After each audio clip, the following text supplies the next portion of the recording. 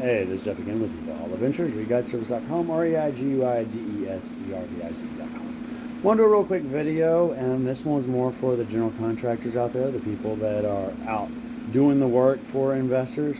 One of the tips that I can give you is to not only write down everything that a customer wants you to do, that means a line item of specifics, each and everything that they want. You know, this bedroom painted, that bedroom painted, two-tone. Do they want two-tone where the ceiling is one color and the walls are a different color, but then they want the trim a completely different color or a completely different kind of paint?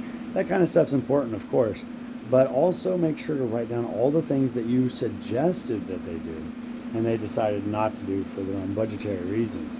You know, if you say, hey, this rotten wood needs to be replaced, and they say, no, I don't want that rotten wood replaced, just go ahead and throw some backer board over it and blah blah blah. If you choose to do it, I personally, on those types of things, would just say, hey, you need to get someone else to finish this aspect of the project because I won't put that board over it. But let's just say, for instance, you tell them, hey, you know, all your flashing needs to be replaced, and they say, no, I don't want to do that. You should write down on your contract not only that you suggested it, but what price you would charge for it, but then have them sign saying that they don't want you to do that.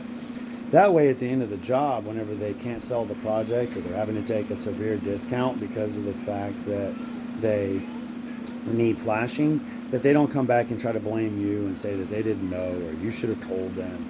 And maybe they just forgot. It's not always intentional that they forget things that are important. So make sure that you write down not only the things that don't need to be done, but the things that need to be done, but the things that you suggest and they say they don't want to have done.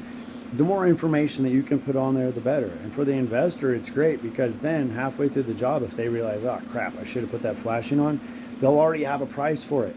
And they know that you're not doing some kind of crazy change order and charging them some ungodly amount of money just because they're in the middle of a project. It's a win-win for everybody. The more communication, the more information that you can give to investors, the better off everybody's going to be. Sure, it requires educating people a little bit, but you can't be, insistent because they're going to have their own ideas, their own plans.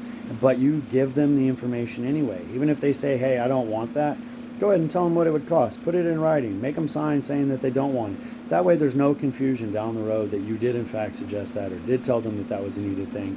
That kind of thing will really help everybody in the end. And then guess what? You can be blessed and bless others. All right? Reguide Service, reiguideservice.com.